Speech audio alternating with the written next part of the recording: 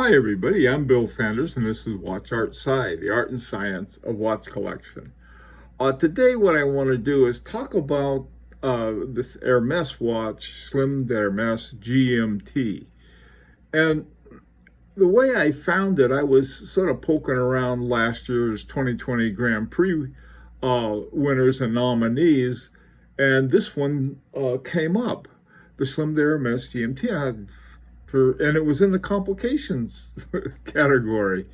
And so I thought, well, that's interesting. And in the competition with Gerbo Force, Debunte, Beauvais, they had, but this one somehow came through in the competition to be one of the finalists. And so I thought, well, I'll take a look at it.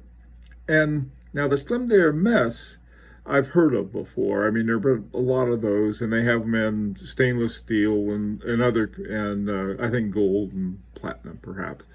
But the Slim Hermès GMT right now just comes in two metals, palladium and rose gold.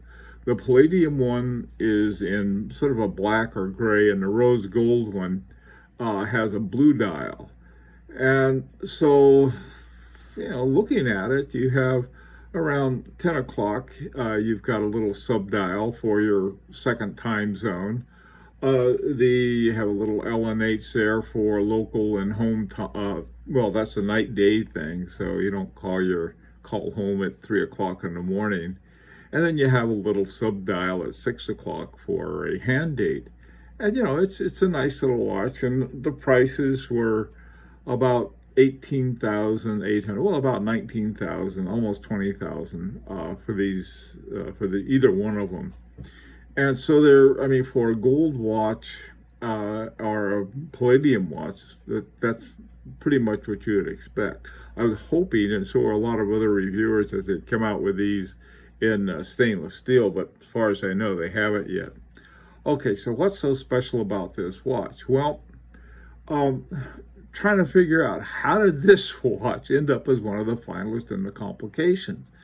And I found out, I think, simply because it's an elegant complication. Now, the movement is the Hermès caliber 1950, which is made by Vaucher. I have my Vaucher based Parmigiani, and then here's a little Vaucher movement. I'm trying to figure out what kind of watch to make with. And they're great movements. They're really fantastic.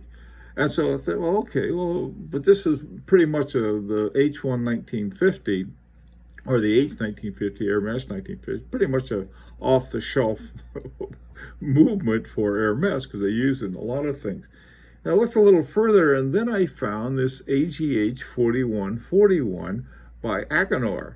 And anything by Agenhor, it's simply a module that they added to the 1950. And so I thought, well, I'll take a look at it and see what they've done.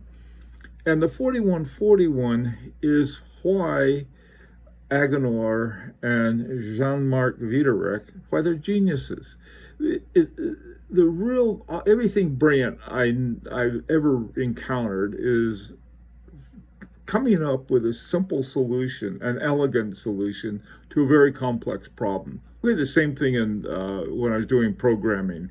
You could have somebody who could hack code out and have tons of it to do something, or you could have somebody who could do it just beautifully in a few steps. And this is what I think this represents. Now, what's called the AGH 4141 module. This is the one up there in the corner. This is the front, looking at the front. The caliber H1 950 is from the back side. You can see it with the micro rotor. It's a nice little movement. But now with this module on it, this is where they get their GMT from. And the way they did it is what I like so much. If you can see the two wheels with sort of half, they have a little blue, look like a inverted C on them, and or a little blue crescent. And then, so I labeled them L for local and H for home. And then you can see how they're connected up. There's a single gear going from the local to a gear that goes to the whatever the second time is. Now at 10 o'clock, there's a pusher that they can set the GMT time. I'll call it GMT time, the second time zone with.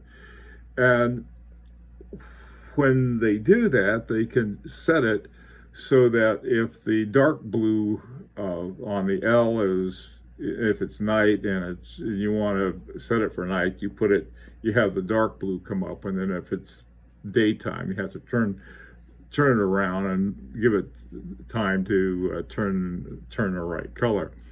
Anyway, but the simplicity of that is what is, to me, just really very cool.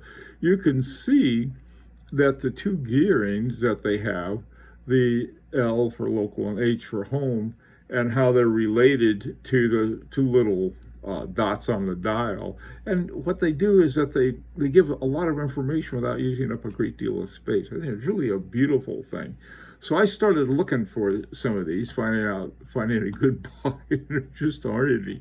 There are hardly any around. Now, there was a special one that was made by Hodinkee, and they had 24 of them made, and they were made with a palladium case but with a blue dial. The regular ones have a gray dark dial, but the Hodinkee had a blue one, and I found one at a Hong Kong auction. That's the only place I could locate one, and it sold for 137,500 Hong Kong dollars, which is about 17,000 and a half US dollars. And so, it really hasn't changed very much from the original price. They're hard to find. Now, one place I did find them, they were actually for sale, was an Hermès site in China. They had the palladium ones with the dark dial, and that was it. I mean, I looked all over for these. But it's one of those fun things to look for, and if you see one that pops up on eBay or Chrono24, someplace like that, may be cool to have one of these rare and very interesting watches. Let me know what you think, and until next time, this is Bill Sanders for Watch Art Sci, the art and science of watch collection, and this is an opportunity to subscribe if you'd like.